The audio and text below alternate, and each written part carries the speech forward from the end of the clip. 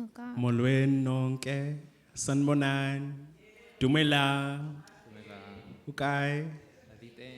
We love to hear it! Madiba's dream in action. Yo, Rainbow Nation is alive, guys. Don't let them lie to you, it's alive, guys.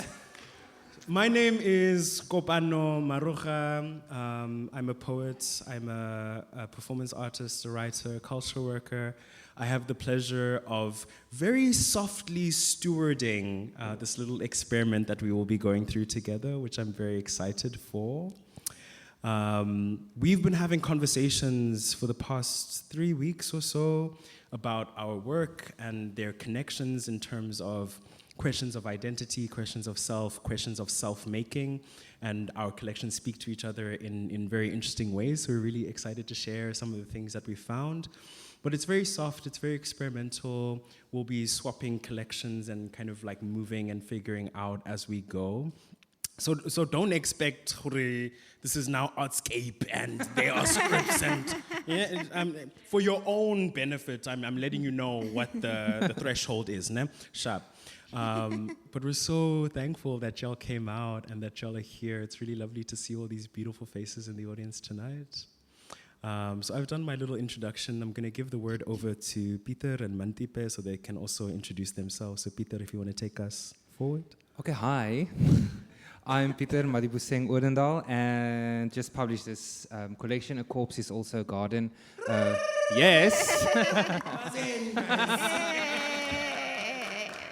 With Uhlanga, I think we're all Uhlanga baby's name. So yeah, and excited to dip into each other's poetry and conceptions of I. Lekker. Yeah. Okay, hi, my name is Manti. I'm currently based in Seoul, South Korea, which is where I basically wrote the entirety of my debut poetry collection, Rootbound. I'll be reading from it and from everyone else's work. I'm very excited to share with you guys tonight. Lekker. Thanks, Manti. So just before we begin, we'll also have 15 minutes towards the end for kind of question and answer. So if there are things that are percolating, there will be a designated time. But we'll see how it goes. Maybe something comes up as we're talking and you feel like, actually, I want to intervene in this moment. And I think that's something that we're open to if you want to intervene immediately. So if a hand goes up, I will try as best as I can. I mean, the lights they're lighting. So I'm going to try. But if questions do come up as we're talking that you want us to engage with and you feel like now is the moment, please don't be shy, feel free. But there is a dedicated moment of 15 minutes towards the end, so let's see how we spend that time together. But by way of opening, we're going to start with Manthipe's poem. And I just want to say a special word to Manthipe because they are the newest sibling to Uhlanga Press. We're all published by Uhlanga Press. And it's really, a special moment to be able to open with our youngest sibling in a way. So thank you for making your work available for us to do that. It's a really fantastic collection, Rootbound. So if you have the time, if you see it as you're downstairs and you see nice things, this is also a nice thing. And please, yes, show it off, please. It's a really fantastic collection. So we are going to start with a poem from their collection. As I try to find my copy, yes, there it is. Are we ready? We're ready. Fantastic. Faces. On some days, the sky is a mirror I cannot reach. I cannot Touching reach. it would be grazing your frail face. The river looks like an ocean. The river looks like an ocean. Though there are no oceans here. Just as there are no fathers. Just as there are no fathers. On other days, everything has a face. Everything has a face. The clocks, the shoes, bodies of water. I picture yours, and my mind assembles. It gives you frailty. It gives you a second chance. It gives you a second chance. It surrenders my blank stare at your guarded gate. We are only a stone's throw away from a small fracture. Two stones from a splintering world where you are a man with many faces, many lives, and I am in all of them.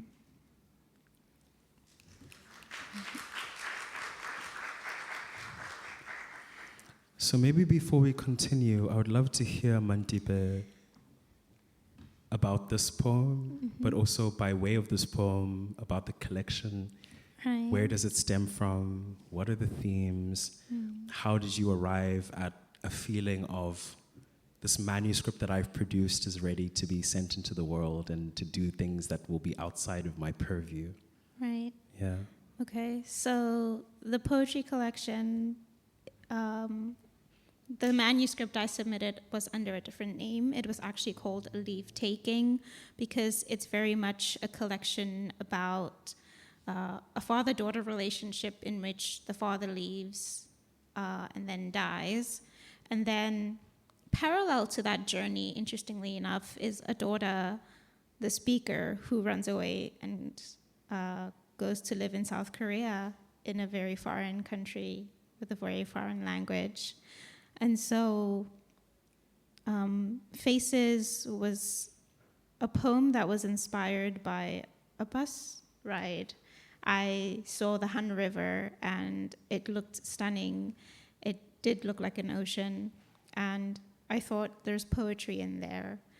And yeah, this is very much the poetry collection I had to write before I could write anything else. And so it was kind of putting down that heaviness onto paper so that I can send it away and almost like starting to root myself as a writer, as a fledgling writer. Putting myself into water so that I could sprout. Listen to the poet. Huh? Listen to the poetry. It comes so naturally. We love to hear it. And it's something so beautiful that you are gesturing towards about the necessity. I don't know if this is every writer's trajectory, and I'd be really interested to hear from the audience. But I also know that for me, like my first collection, Jesus Thesis, was very much about not moving past, but dealing with myself. Right, and I think for a lot of writers who come from quote-unquote marginalized positions, like we can unpack that later, but there's somehow an importance or there's somehow a weight in terms of engaging with your otherness in order to, so many in order tos, right? One part is reckoning with yourself, one part is indicating to your community that indeed I am engaged in these questions and I will take this mantle as a black queer, and this is still important, right?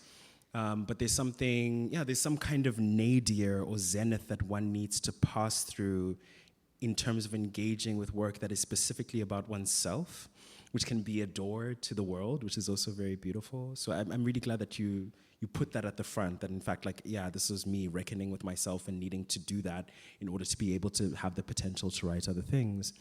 And Pieter, you are past your first collection. And I wondered if maybe you wanted to say a little bit about the new collection, A Corpse is a Garden, and maybe open us up with another poem. I think Rivermouth is a good one to open with. But if you can say something about Corpse is a Garden. I mean, something interesting that came out of our conversations was this idea of belonging or home, right? And that idea of roots. And that's also something that I've been exploring in different ways in my poetry. And this poem is kind of born after I started doing research about the history of my family in South Africa, and there's kind of how it's intertwined with the history of slavery. And I wrote this poem actually at a workshop where Malika was the facilitator who's in the audience, so maybe she recognizes something of it. We were there on Milnerton Beach, a group of poets of us just being with the water and trying to hear what it is that the water wanted to tell us. And then this poem came out. Rivermouth, Milnerton Beach. I'm a gathering of waters, a meeting of salt and fresh, where oyster catchers, gulls and humans stream through the tides, where rivers seek the ocean and waves need land, always unfinished, tempestuous mouth. Table Bay lies between the mountain and me. The detached city blooms buildings built to bury the water, but the sea remembers the ships full of slaves and masters who came here to quench their thirst after months of salt and sweat, who came to wash and forget. I see 2 ships en route to the Cape, The one from the north in Odendaal on deck, VOC soldier Willem Adrian mutating in my cells. The second from Madagascar, Diana trapped in the bow, bound along with other unblessed ones for bowing and yes ma'ams. She bears her boss's child. Susanna thrives despite the blood, marries Willem Adrian. Ma Diana disappears. Odendaals flood the land. I'm a gathering of waters, a meeting of salt and fresh, where oyster catchers, gulls, and humans stream through the tide, where rivers seek the ocean and waves need land, always unfinished, tempestuous mouth. Thanks.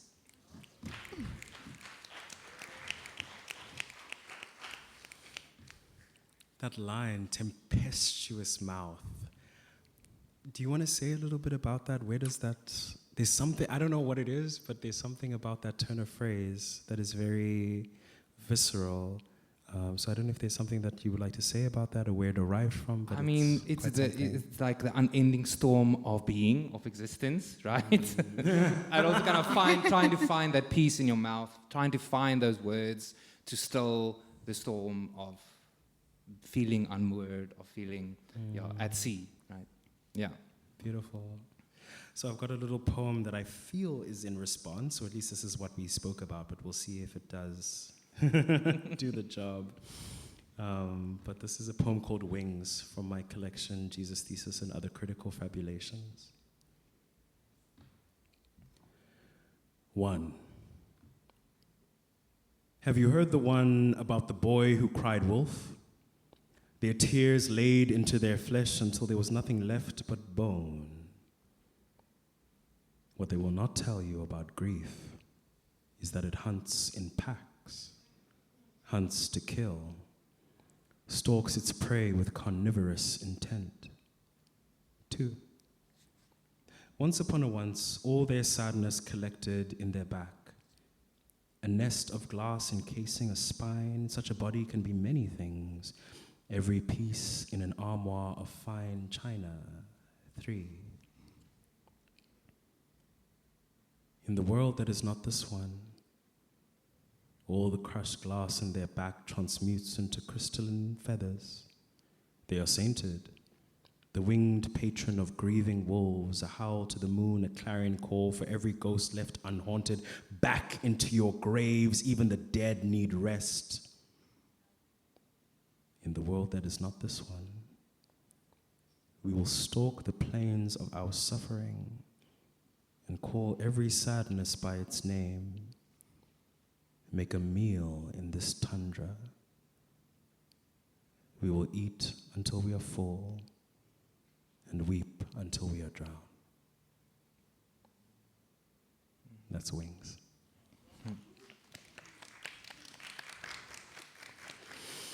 And I suppose, I think the reason that it resonates, or when we were having the conversation in preparation, there's something about that line, tempestuous mouth in Pieter's river mouth, something about the viscerality, right? The embodiedness, the bodiliness of almost a kind of like a fleshy self-disgust with how bodily a body can be. I just saw some people nodding and I was like, yeah, okay. We've been there. But I so appreciate, this thing that comes out in Rivermouth about tempestuous mouth, tempestuous, almost as if regurgitating oneself, and somehow Wings, this poem, speaks to that in some ways for me. So yeah, thank you for the inspiration, Pieter. And I know Manti has a poem prepared. I think it's Dedication 1. Yeah, but I think Or in another. response to what you just read, a poem that we didn't really discuss, but I love that line about naming sadnesses. And the poem is very much about grief. And it's a collection that's about a lot of things, but grief is definitely one of the core themes. And so I'll be reading a poem called Conjugating Loss. I am trying to lose my loss like I lost him. He lost his way to me. We lost our beating breaths. I let loose my loss in the house. It makes a noise like an angry child. I try to place it on the table. It kicks, it screams. My family cannot look me in the eyes. I have lost my sense of the room. I might lose all those who tire of this leitmotif. I too have lost interest in the opera of it all. I want to pull loss out of the mouth, where it sits like a milk tooth that won't give. The pain is louder than it should be. I wish to hush it to sleep. I hope loss loosens one day, though by then I am certain I will have lost too much.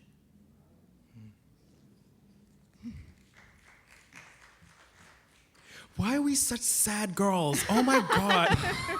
I know, I know right? that. I love that for us. I do love it. I think sadness looks good on us, guys. I mean, there are two Pisces on the panel, so like, sure. What are you? I'm a Gemini. Don't come for me. I mean, and we won't, because Geminis are terrifying, and I'm not trying to get on your bad side. So you're perfect, you're beautiful, you Thank look like you. a supermodel. You look like Linda Evangelista. Better. But I think in thinking about kind of the sadnesses that we've inherited, right? And a lot of this, I don't know, there is something quite triumphant about staring one's trauma or sadness in the face and making the commitment to publishing a collection and saying, look, everyone, here's my trauma. And like lol, but also like there is a certain sincerity in there. And I think on that note, I think I want to invite Pieter to share, I think it's scenes from a gay childhood. Yes, that And maybe seems if you want to sufficiently say- traumatic. Okay. Just enough trauma. Yeah, so the poem is written in these kind of fragments of scenes. Scenes from a gay childhood, or how I learned to swear. We change into red Speedos before PE next to the pool. The boys cluck around the slit between us and the girls' change rooms. I'm quite happy with my surrounds. Somewhere in pre-primary, almost drowned out, but his name started with an M or N. We show our planets to each other in the last toilet stall, the most natural thing on earth. I saunter past the boys in the sun after break, shiny ties, short grey shorts. Someone shouts, "Pieter, guys, asses against the wall." The line bursts into laughter. Their mouths shatter everywhere. Our hands feed the current around our bodies in his parents' pink bath. His gums the color of dusk when he laughs. I hide somewhere behind his eyes until the cold crumples our toes and fingers into maps. We roll tea leaves in toilet paper, proudly light them in the toaster. Our lungs regret it instantly. My ex is your girlfriend. We lie next to each other and far away from ourselves, hold each other's cold pinkies in the longest, greenest shadow on the dirt green lawn in the backyard of my youth.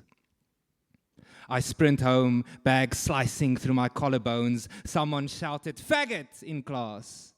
I ask Jesus to forgive me.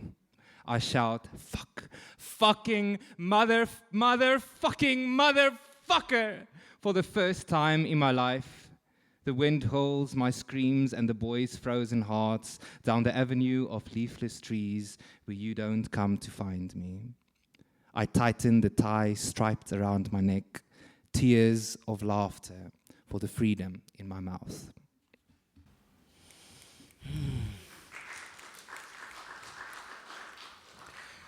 There's such a beautiful thing that happens. I mean, hearing poems read aloud, like it's been lovely to read your poems on paper, but then to hear the musicality of how you imagine it would sound in the world is quite something. And this incredible exposition of self, right? Like you're letting us into a very deep window, into a very intense experience. And it's such an honor to be a witness to that. And maybe I was wondering, when you wrote that poem, when you decided to put it in the collection, I mean, it's it's not your first, so you're like a veteran. So I'm asking for advice. But but yeah, I was wondering what was the thinking process in including something so expository after the first collection?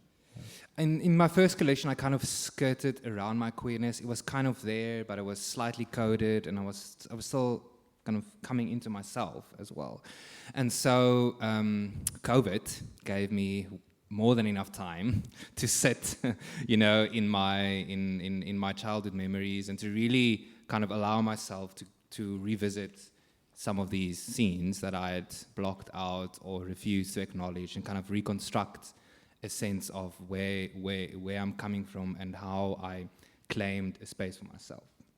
Yeah. Beautiful. Thank you. Thank you. So in response, I also have a poem.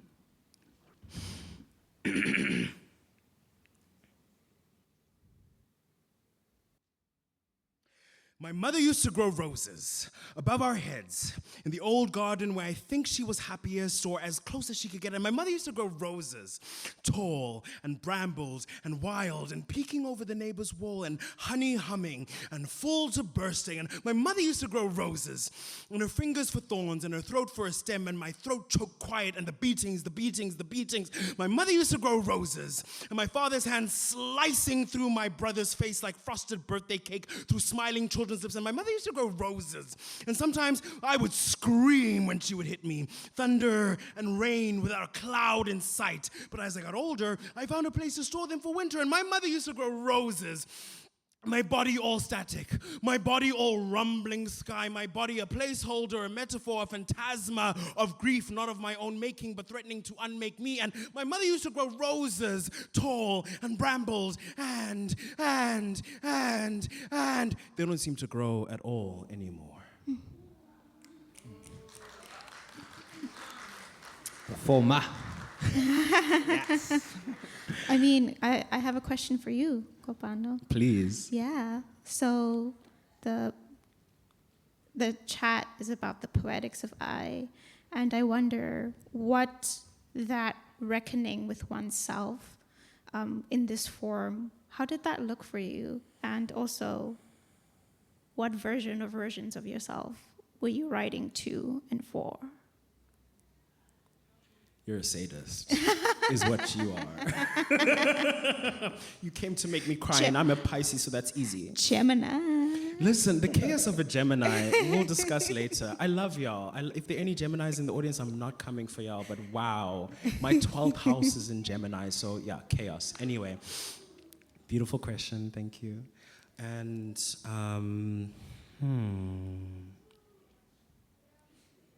I think the version of myself that I was writing to at the time was the one that I was at that moment. But in a very kind of meta Russian doll sense, who I was in that moment was also the child that I was when I was experiencing, what the poem expounds on. And I would love to say that, like the poem was like restorative and it was, healing. I think that would be a lie, and I know poets are supposed to lie, but like, it was an incredibly painful birthing, let's say, to allow that poem out of me, because my mother is someone who I treasure deeply, and who I honor, and who, sorry,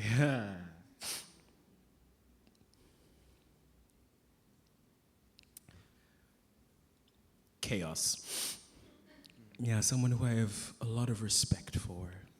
And we haven't had an easy relationship, which is not abnormal, with a queer child. It was incredibly difficult to find a way to be honest about how I felt without feeling like I was denigrating who she is to me. I don't know if I was successful in that. But I would like my next collection to include a poem about how much she means to me, and how much I love her, and how much I wouldn't be who I am without her. And yet there's still a lot of pain there, and those things can exist at the same time. So yeah, thank you for that question. Not you getting me to cry. Like, who's supposed to be running this? I'm done with you. Manthipe, like, I was... Do you know, earlier today I got my partner to cry at my first panel. I read the love poem. He was in tears. We're going to create a survivors group. Because you're a menace, okay? Do you know that what? was menacing behavior. I'm doing it for the plot, you know? Guys, life is long. Do it for the plot. Real. We want a story to tell. Oh. And you're collecting the spiciest stories. So, I mean, we had 21 questions for expatriates up next. Yeah. But if you have another poem that you feel is losing you, is jibbing you, it's also okay. Let's give it a go. Sure. Give me a second just to find it. Mm-hmm. It's on page 29. Lovely. Yeah. Gotcha. 21 questions with an expatriate. 1. Would you call this running?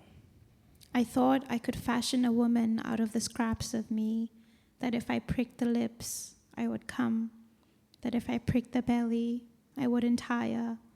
If I pricked the eyes, I would cry the moment I heard of my father's death. What would you call this then? I wanted to needle myself thicker, widen the outlines so I'd be harder to hide from. What have you collected here? Stories of the dead, more longing. The truth is, before I got hooked on murder, mystery, and makeup Mondays, I thought I could kill a man. I feel I've lost a weapon. Bailey blankets on the makeup, speaks of men and women who have butchered, leaving me barehanded, wide-eyed. When will you stop draping the world in catastrophe? When I'm no longer a coward. Have you fallen in love yet? It's not that kind of story. Cowards don't fall in love. That's not a question. Okay, let's try it like this.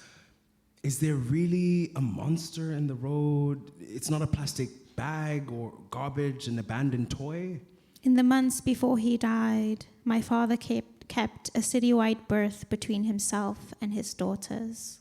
Is this the life you pictured? I will not be tricked into complacency by my lover's voice. I will not flit toward any fiend or cavalier like a girl loved right. When will you stop writing about your father?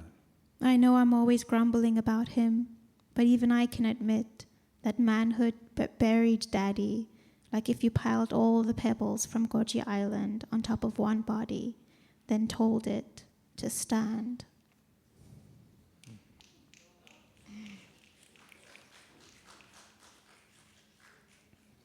Do you wanna tell us some things? Sure, yeah. When I was working on this manuscript, I was reading a lot of poetry, which is kind of essential in my writing process, because for me, poetry begets poetry. And I came upon multiple poems in this style, kind of a conversation interview style poem. My favorite being Franny Chue's poem. It's kind of like a Turing test. And I just wanted to have fun with language. And the point of this poem, the thing that I'm trying to capture is skirting. And what does that mean? You know, the way that an absent father skirts his children, the way that we find it so difficult to be intimate in conversation and we skirt the question. So, yeah. I mean, beautiful, but also like wild, like such Gemini chaos to be like, I wanted to have fun with language by engaging with the trauma of my absent father. Like, and love that for you as a Pisces. Like, yeah. And yeah, chaos. We love I wanted to play, and I played with language. And you absolutely did. Yeah. So, Pieter, I wonder if you wanted to take us forward with A Corpse is Also a Garden? Sure. Or another. Like, I'm not here to be Mussolini. Like, I'm not a dictator. I promise. Okay, then no. In which case, no. No, I mean, it just, this poem, I think, resonates with Manti's poem and this kind of, troubled relationship with the father. and this poem is called Everything Happens All at Once. It's winter or summer, everything happens all at once and never ends.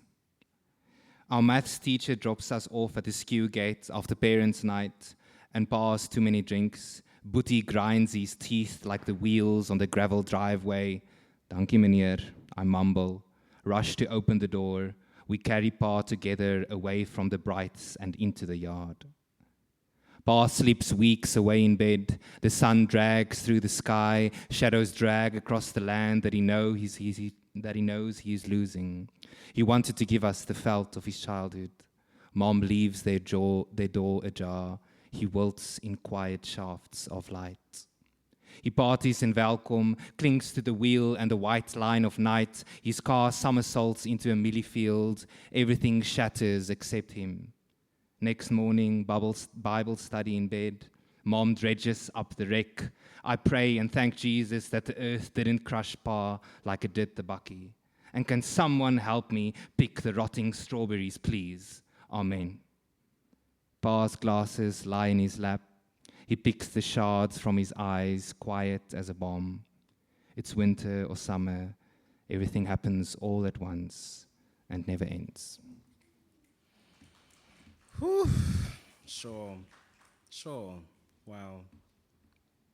Thank you. Do you wanna say something about that? No. Yeah. It's like I allowed you to say no, and now it's all you say to me, and I'm gonna take that personally, but we're gonna deal with that when there's not an audience in front of us, and that's okay. That's very, very okay. But thank you so much. I was gonna read another poem, but I'm taking your example of dissent, and I'm dissenting from our set list. But there's a poem I think that speaks to the one that you just read.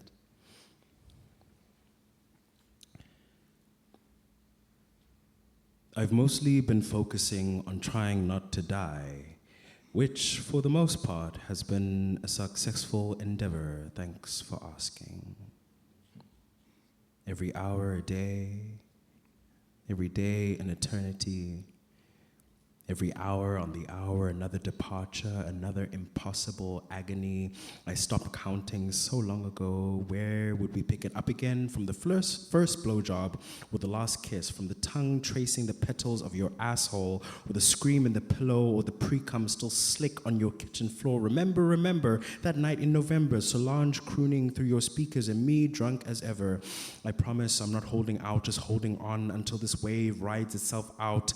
Call me grief surfer or depression trawler. Call me anything other than by your name. Call me a year from now and tell me how it was me, how I ruined it all with my stupid sausage fingers all over you. Call me boundary crossed. Call me the line as I walked over it, crossed out. I don't want to feel like this, I promise. I'm just not creative enough to make it up as I go along anymore, more. How do you like it? How do you like it? More. How do you like it? How do you like it? More. How do you like it? How do you like it? More. How do you like it? How do you like it? That's more.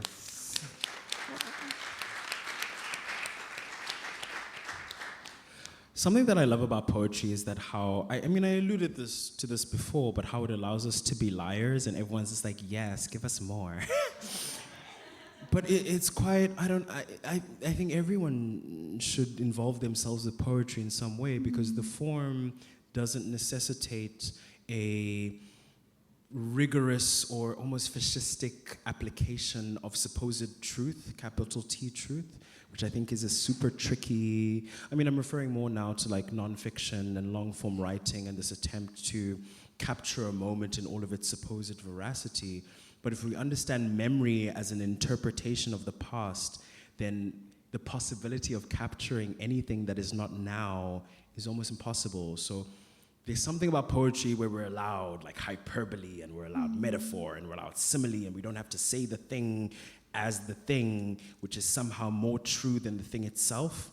And I think everyone should be allowed that possibility, right? To remember on one's own subjective and intensely subjective terms as opposed to the concept that one would be able to recall the past accurately. And that might just be because I'm a Pisces and I like to lie. Or I like to tell stories. But I think there is something generative of allowing oneself the permission to remember as I remembered without having that connected to something that we might call the capital T truth. And maybe along those lines, I don't know, but potentially, Manthipe, is there something that you would like to offer? Oh, for sure. I'm here for the lying. As a Gem, I'm sorry. It sounds like I'm Gemini phobic or something. Okay, I was seeing a beautiful boy. He was a Gemini. He broke my heart. Cool, whatever. But astrologically, Gemini is related to this concept of the truth, the lie. The planet that rules Gemini, Mercury, is named after the Roman god Mercury, who literally invented lies. And I think lies are very important for my own purposes. But yes, Manthipe, please take us forward. I mean, I think it's interesting, and I fully agree with what you're saying when it comes to poetry and the power of language. I think that kind of any literary form offers us so much more than a string of words on the page, but poetry for me is like the language of leaping, and I think it's one of the deepest ways I can connect to language, because, and yes, I am a liar, because I say the apple orchard isn't the apple orchard, it's my father, and I'm not wrong. So in that vein, I'm going to read One Therapist Tells You to Write a Letter to Your Dead Father. 1. The Korean word for apple and apology sound the same, sagwa and sagwa. 2. Twice I've stood in an orchard, once as a girl in Lesotho, where there was no DSTV, but come nighttime, there were so many skies, it almost made up for the silence. The second time, I was just outside of Daegu. I had paid to pick apples, could have as many as would fit into my basket. I spent most of the day eyeing those out of reach. 3. Sometimes I picture you as an apple orchard, all those potential forgivenesses begging to be wrested from the branch, sagwa and sagwa and sagwa. Sure, the hanja is different, but in a poem, what is the difference between an apple orchard and you closing the distance between us? And you primed us so well. You're like, I'm a liar, and the apple orchard is not an apple orchard, but it's also an apple orchard, and you're not going to tell me any different. Bye. Thanks. Beautiful. Manti, I want to ask you about your relationship with like plants and like those beautiful green beings. Oh, for sure. I mean, my relationship with plants is interesting because theoretically, I like to be in nature, but I don't like nature to be on me. Sure. And so I found a cheat code, which is to like have as many houseplants as possible and then pretend. So yeah, my houseplants are, I don't know, they're kind of life-giving in their own way. They're not just there for aesthetic purposes. It's kind of a reminder, especially like on darker days, to take care of something, including yourself. And plants are a huge motif in the poetry collection. As you can tell from the cover, on the cover, every single plant that appears is mentioned in a poem in the collection. And so, yeah, I hope that answered your question. It did. Yeah. I love that we plant sisters because I also love plants a lot. We all, yeah. Yeah, so I want to read this poem. Like, I think differently from you, I do like getting dirty in nature and getting the soil all over me, you know. So this poem is kind of based on that. No, not in that way, guys. I'm sure. A corpse is also a garden. I know for certain my body or the world will desert me. Horribly or quietly, my heart will come to a stop, and I'll become a garden for the fungi that sprouted me. The buffet of my cells will flourish elsewhere. The mouths of hungry flowers scream on the koppies. The valleys yawn to swallow me whole. But for now, I'm a sweet thorn tree on feet, spilling words like small yellow flowers. For now, I'm a donkey gorging on shopping bags, a flock of hungry hands, a whirlpool, a thunderstorm, and one day, thank God, I'll be done. My mouth no longer this muddy membrane, this traffic jam of swear words, carbohydrates, and breath. I'll turn into a gateway for the bugs to carry me away. And finally, I'll feel at home on earth. Wow. Diva. Wow. Let us breathe, sir. Imagine, like your Buddha's on my neck. Ah! But there's something so beautiful, especially the last kind of turns of phrase. It was making me think of Ocean Vuong, who's a... I'll take that. And take it, baby. You deserve it. You deserve it. Ocean Vuong, a fantastic Vietnamese-American poet, writer, and he writes a poem that is also his first novel, On Earth We're Briefly Gorgeous. But there's also a poem in the first collection. Well, I don't know if it's the first collection, but it's a fantastic collection, Night Sky with Exit Wounds. Beautiful collection. And in it, there's a poem called One Day I'll Love Ocean Vuong.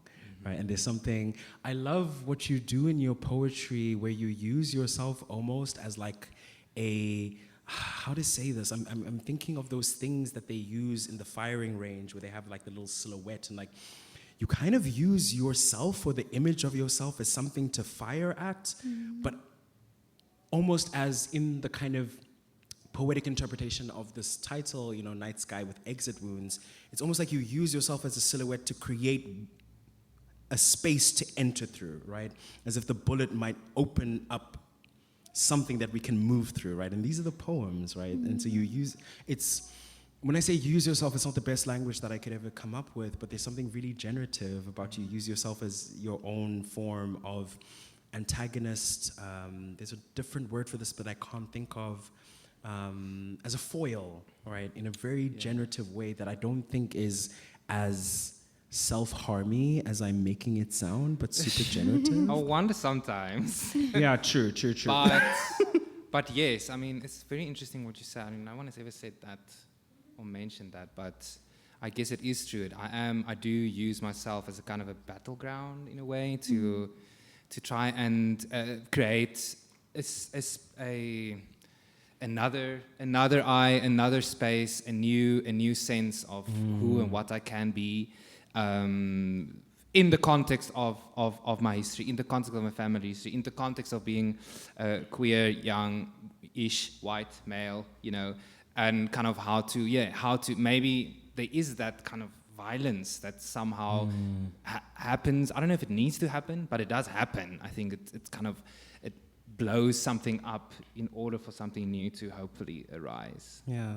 And I love how you take that invitation of like there is an inevitable kind of, I think about the idea of controlled burns a lot. Like, are we familiar with this idea, controlled burns?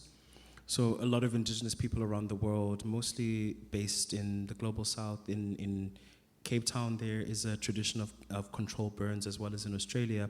And it's basically a system of kind of regulating the ecological world, right? By initiating burning, right? So that there are no other unexpected burns that might take place in the future, right? So there's something about writing poetry about the self that is like a controlled burn, right? So that we maintain or we take care of the boundaries so that it doesn't seep out and that we don't perpetuate potentially the harm that we might have experienced, but we do deal with the potential rot or the potential burning that might take place if we don't take responsibility for the way that we are in fire anyway, right? So there's something about that in your writing that is very alive for me. So I don't know, if you're downstairs and you see a corpse as a garden, maybe you wanna buy it. I'm not here to tell you what to do, but you know, it might be something you wanna do. I don't know. But since we're reading our title poems, I would love to read the eponymous, I don't know how to say that word, but the title poem for Jesus' Thesis and Critical Fabulations. I'm realizing that I'm suddenly talking really soft. Can everyone hear me? super. I don't know what's usually, but like my voice is, it's very indoor voice. It's okay, cool. It does feel intimate. I didn't expect this. This feels incredibly intimate for us to be in that kind of like. So yeah, thank you for producing that energy. It's really, yeah, thank you. It's very beautiful, and thank you all to y'all like producing a very intimate energy. I really appreciate it. So this is Jesus' thesis.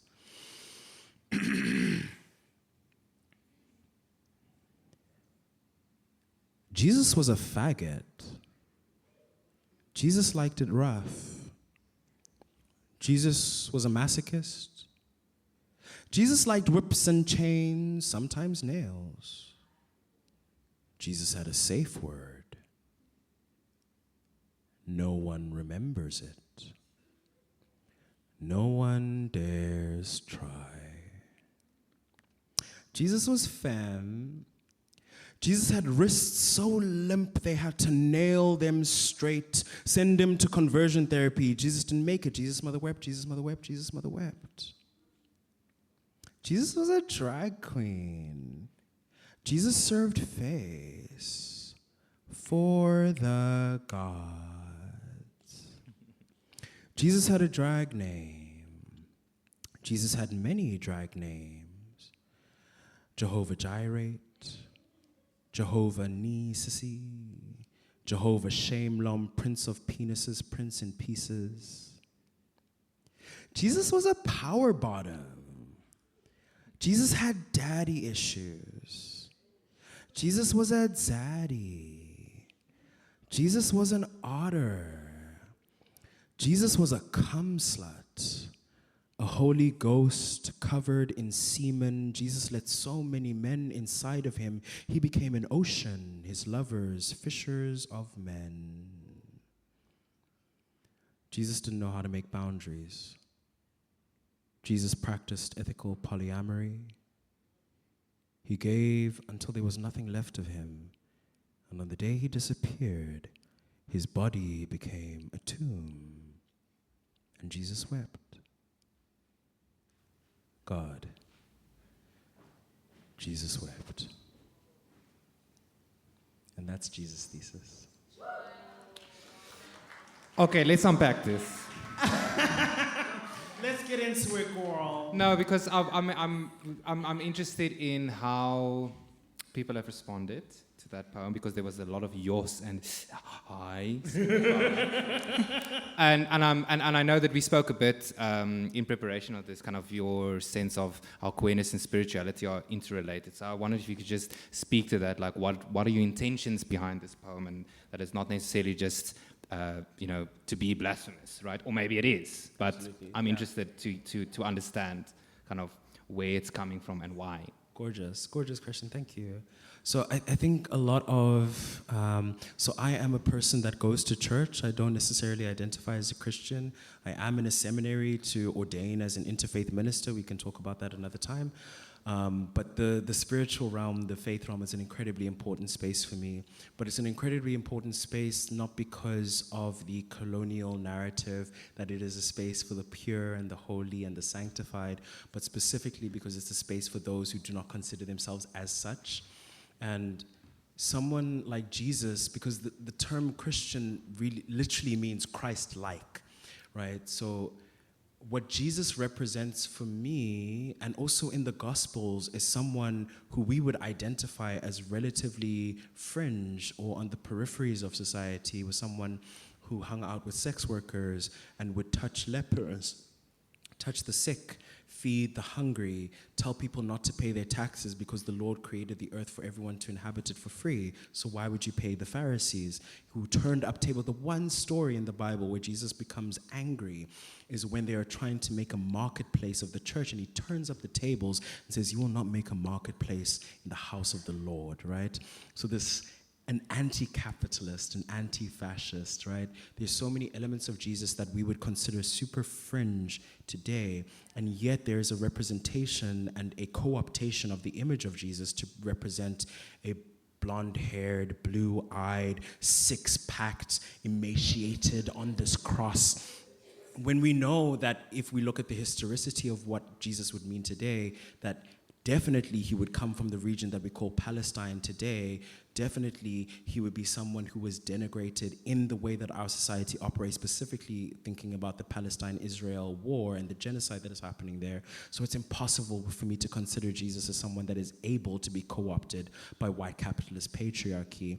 And this is my attempt to imagine how it would look like, what it would sound like for me to consider that Jesus is someone who is made in, and I am made in their image, right? That there is not any distance between us, which is the new covenant of the covenant of the New Testament, is to shift away from the Old Testament where you had to slaughter a goat and you had to burn incense and then the priest would go into the tabernacle and speak to God on your behalf. But the new covenant of the New Testament is that Jesus is the Lamb of God, which means that you can get on your knees at any point and you can speak directly to God, right? So someone who we might consider the most denigrated and periphery of our society is someone who has allowed us access to divinity, right, in the present tense, right? And if you're not a Christian or whatever, that's super cool. Like, I don't know if I am anyway. But that story, the mythology is so generative, and I think this was my attempt to somewhat reclaim that, not just for myself, but for people who might identify at similar intersections to myself.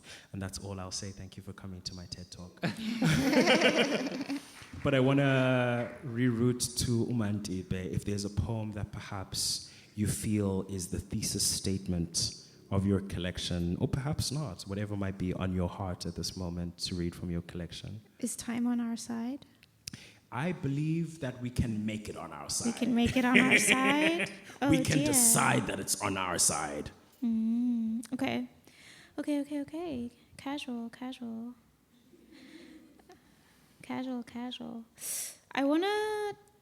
I'm gonna close with the closing poem in my poetry collection, because as much as it is a book about loss and grief, it's also a book about healing, and I think that's really important. So it's called Dedication to. Today you sit with Kay on a rooftop in Hebangchon, and the buildings around you are like mountains. Namsan Tower pointing skyward as though to command them higher. Your fingers curl and you think, Taba, mountain, be happy. Think Hebang, liberation, Chon, village. Eventually, Kay finds you seats inside where you write while looking out the window, mountain after mountain protruding into view, Taba, Taba. Later, you will melt the wax beads and seal this poem inside, entrust it to the ocean of time, hoping that one of our future selves grabs it from the depths and opens to find, Taba, you are here, some kind of freedom.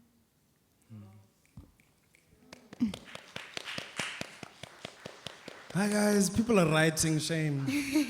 People are writing. So, you know that thing that I said about poets being liars? So I'm a poet and I'm a liar. So we have 6 minutes for questions. I'm going to try and stay within that realm. But hey, I don't know. If we go over, we go over. I don't know. People are going to have to... Okay, no. No, we Going can't. over, yeah. It's a hard no. This is from the front. no. I don't know who you think you are, but you're not the diva that you think you are. So it would be lovely if we could take 3 questions. I see a hand here at the front. I see another hand here. One more hand. Is there another? Absolutely. No, correct me. You see, this is the kind of engagement that we need to say, you will not overlook me. So we have 1, we have 2, we have 3, and we have 4. Yeah? Sharp. Thank you. All right, I'll be very quick. Hi, my name is Terry Ann. I am not a poet. I'm a prose writer who sometimes writes poetry. But my question is actually for Pieter, and I'm asking this question because when I wrote a short story collection that also reflected my trauma to myself, I had to go to therapy because I went insane. So my question is, how do you deal with writing, or as Kopano said, with creating a battleground out of yourself or a target out of yourself and still holding your mental health in place. Because as writers, we often are tricked into thinking that writing is healing. And I say it is a trick because writing is also exposure. So how do you deal with that exposure? It's very interesting, like this is now the third talk that I'm doing, and in each of the three talks, this idea of the fiction of writing as healing has been coming up, or like that it's not just that, right, and that it has all these risks, and I think it's about thinking through what guardrails can you put up for yourself as a writer when you go into those spaces. But the honest answer is that I went to therapy beforehand. I went to hospital various times. And so that mental health struggle has been part of, the journey in any way. And I don't think that necessarily, if I hadn't written, I don't think that writing was necessarily the trigger for that. It opened it up maybe in ways, or allowed me to explore it in other ways. But I think that, the trauma is there anyway. And I think it's kind of when you start really digging as a writer and start excavating that you sometimes can expose yourself to those kind of things that end up hurting you more than they help you. But I want to also add that sharing what then was created in those times with others, that becomes a space really for that healing, some kind of, even if it's just a mutual recognition, I also share these wounds that you carry, right? And that in itself, I think, it is a form of healing. It is a form of, at least we are in a different place than we were before, because at least now it's being talked about. We're speaking about it. We're vocalizing it. We are acknowledging that it's there with us. So, yes. Beautiful. And I think maybe I'll add to that, there's a really fantastic quote by an astrologer, Chani Nicholas, which if there are queers in the audience, they probably know who that is, because the gays, they know things. But she says a really fantastic thing, which is to say that astrology, art, etc. can be therapeutic, but only therapy is therapy. And I think that's an important thing to keep in one's cognition. So thank you so much for the question. We had another question over here. Thank you for noting me and acknowledging when I was correcting you. Sorry, is the mic on? Can everyone hear? Yeah. There we go. Thank you. Okay. I think I was also speaking very softly. So I have a question for Manthipe. Maybe questions and comment maybe, but I'm going to try and make it so that the other person can ask or comment. I wanted to understand the motivation behind your title for the book. And also, I love how you use metaphors and hyperboles and in the first poem that you were reciting to us about loss. And then I love also how you made the comparison with the orchard tree and your father. And then now you just said, Taba, and you were also talking about the mountain, but at the same time, Taba, and be happy. So I love how you play with words and how they correlate together. But I want to understand, when did you come into acceptance to say, I am going to be sharing my grief as a debut, first of all, and this is going to be the collection that I'm bringing out to the world. I have a question for Kopano as well. In the poem about the roses, who are the roses? Number one. Ne? And let me go back. Sorry, I wrote it here. Yo, this is a lot. Okay. When did you realize that the roses in your mother's garden are not growing? And it will also refer to that question, who are the roses? And also, when did you decide to voice out that you want to accept that the roses are not growing, but at the same time, you are still going to let that out without trying to be disrespectful as a black child to a black parent? And all of that. But the bottom line is, who are the roses, and when did you decide to acknowledge that they are not growing? Let's have a moment for that question, because, that's a question. Manthipe, if you want to jump off. So I don't know if everyone knows what root bound is. It's basically when a plant almost outgrows its pot, and it becomes almost like a clenched fist. It's packed in that pot. And some plants like that. Some plants thrive on that. And then other plants hate it. And they need to be the pot needs to be changed. And so root-bound is this idea of, as I mentioned earlier, the poetry collection was supposed to be called a leave-taking, but like, what does it mean for the space that is actually your home, that you've grown into, that you've become whatever version you are, when the pot is now too small and you need to be transplanted, right? And it's very interesting because it's a poetry collection about my first heartbreak, and when writing it, I realized, well, there's actually kind of a parallel between my journey and my father's journey, in that maybe he felt that he outgrew the pot, and so he needed to go. And something about how when home doesn't feel homely, you start to begin to want new water. So the title is doing a lot of heavy lifting. And the second question, when did I decide? I tried to write a manuscript.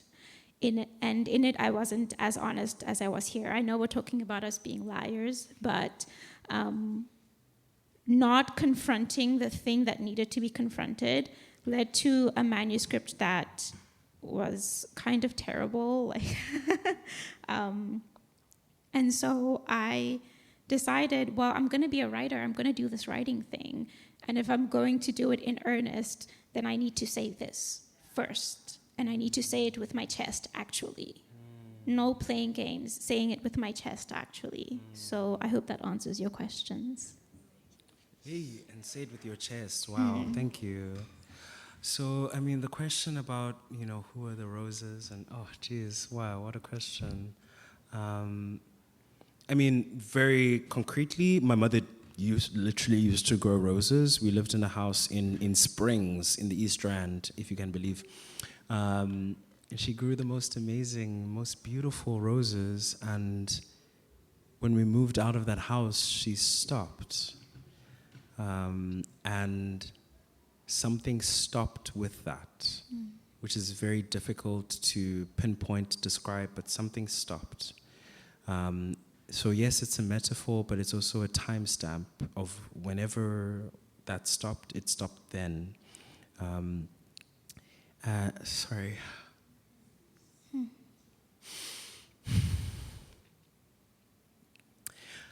I'm just crying because she's taking a kind of like florist's course at the moment. Wow. I don't know what to do with that information, but it's great. It's great information.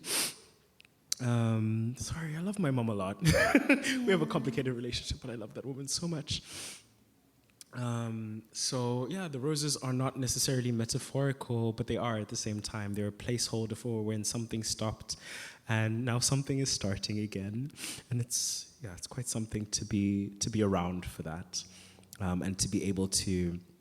There's that quote in the Barbie movie of sorry, this is so homosexual of me, but I mean we're gays, it's fine.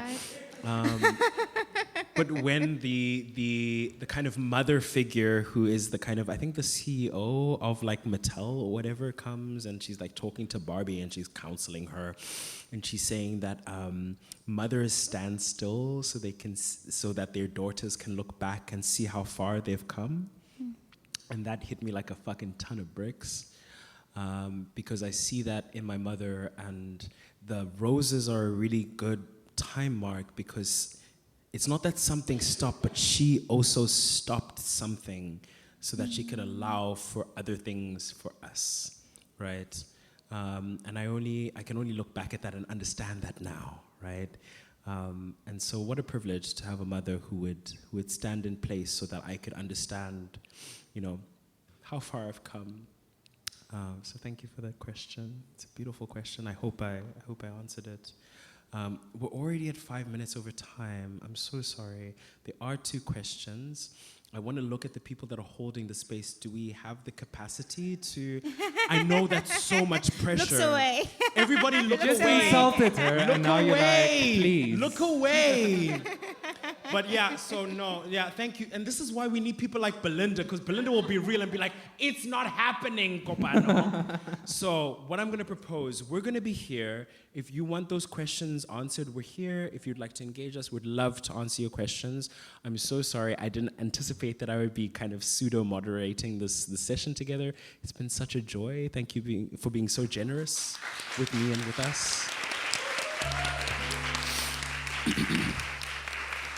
And to those folks who have questions, if you would like to ask them, we are here. We would love to engage you.